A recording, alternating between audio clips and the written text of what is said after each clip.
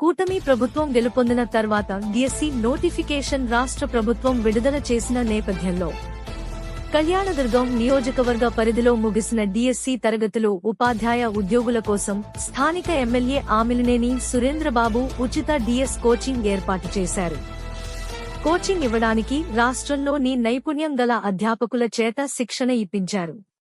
దీంతో ఉపాధ్యాయ ఉద్యోగుల్లో ఎన్నో ఆశలు చిగురించాయి. ఇతర ప్రాంతాలకు వెళ్లి వేలాది రూపాయలు వెచ్చించాల్సిన పరిస్థితుల్లో నియోజకవర్గంలోని ఎమ్మెల్యే ఉచిత శిక్షణ కల్పించి భోజన వసతులు ఏర్పాటు చేసి నిరుద్యోగుల్లో మాలో ఎన్నో ఆశలు చిగురించేలా చేశారని నిరుద్యోగులు ఆశాభావం వ్యక్తం చేశారు. ఉద్యోగులు సాధించి ఎమ్మెల్యేకు బహుమతిగా ఇస్తామని శిక్షణ పొందిన వారు తెలియజేశారు.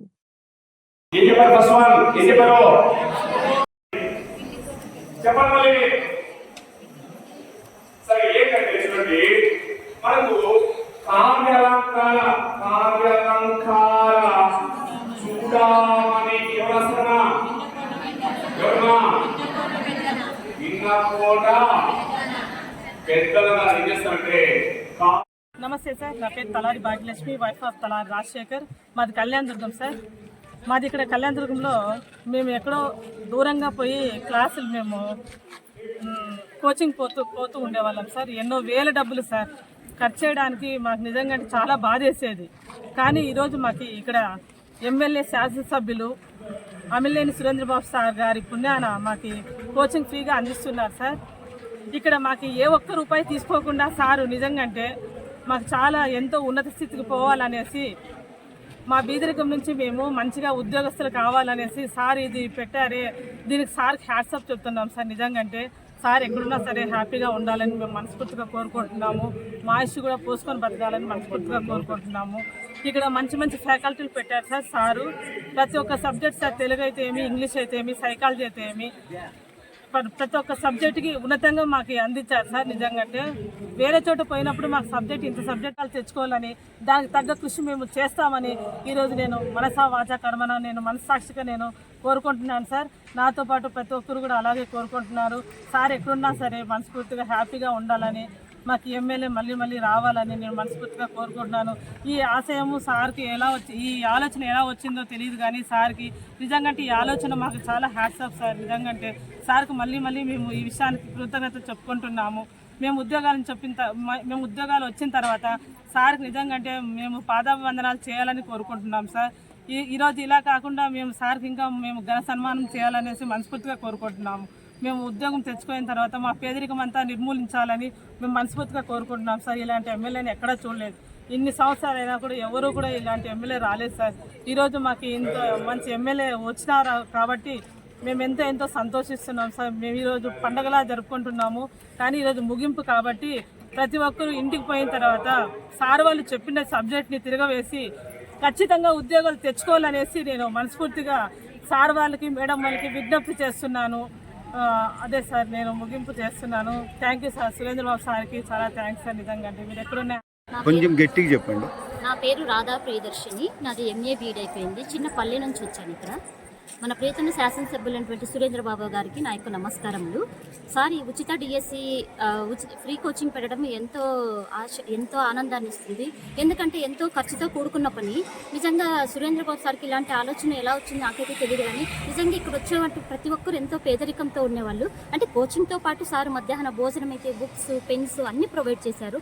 దీంతో పాటు ఇక్కడ ప్రెగ్నెంట్స్, ఉమెన్స్, తర్వాత చిన్న చిల్డ్రన్స్ కూడా వస్తున్నారు. వాళ్ళకి బిస్కెట్స్, బెడ్స్, మిల్క్, పాలు అన్నీ అరేంజ్ చేశారు. నిజంగా ఇక్కడ వచ్చిన faculty not only district faculty, so state ఫ్యాకల్టీనే తీసుకొస్తున్నారు. సో ఫ్యాకల్టీ వాళ్ళు చెప్పే వాళ్ళు ఫస్ట్ మోటివేషన్ క్లాస్ ఇస్తారు. సో మోటివేషన్ క్లాస్ ద్వారా నిజంగా ఎంతో మోటివేట్ అవుతాము. ఆఫ్టర్ దట్ వాళ్ళు మంచి క్లాస్ చెప్తున్నారు. ఒక సబ్జెక్ట్ అయితేనేమో, ఒక ఇంగ్లీష్ అయితేనేమో, ఒక తెలుగు అయితేనేమో, ప్రతి సబ్జెక్టు బాగా అర్థమయ్యే విధంగా చెప్తారు. దాంతోపాటుగా డైలీ టెస్టులు, అంటే దాదాపు ఈరోజు 38 డైలీ టెస్టులు కూడా పెడుతున్నారు. సో అంటే ఫస్ట్ డే మనం క్లాస్ అయిన తర్వాత నెక్స్ట్ డే ఎగ్జామ్ రాసిన తర్వాత దాదాపు 95% మనం అన్నీ కూడా కరెక్ట్ చేస్తున్నాము.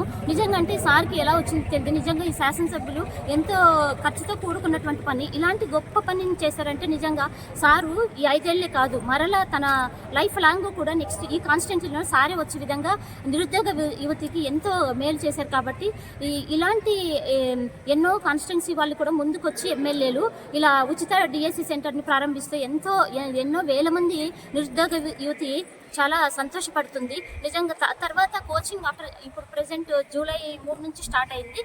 ఈ రోజుకి దాదాపు 75 days, ఈ రోజు లాస్ట్ డే అనమాట. సో ఆఫ్టర్ దట్ మెటీరియల్ కూడా ఇస్తున్నారు.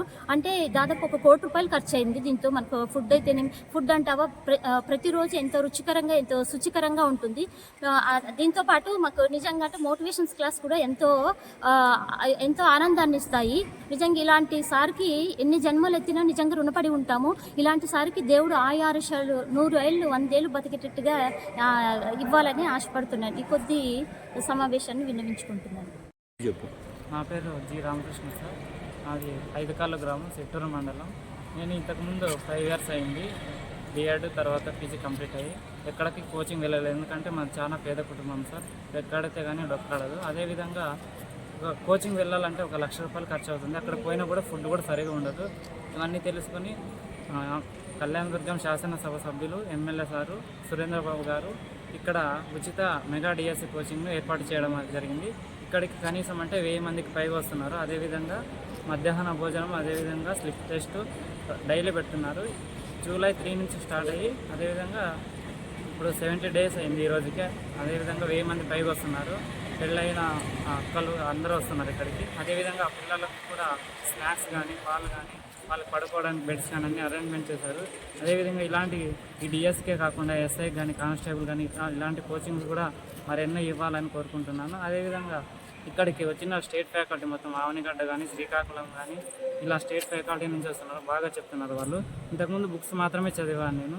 చదివితే ఇక్కడ క్వశ్చన్ అనేది ఇక్కడ నుంచి బిట్ పడుతుందని తెలియడం ఉండేది. ఇక్కడ నుంచి వచ్చిన తర్వాత క్వశ్చన్ అనేది ఎక్కడ పడుతుందని గెస్ చేసి డైలీ టెస్ట్లో 100% న్యాయం చేస్తున్నాను. అదేవిధంగా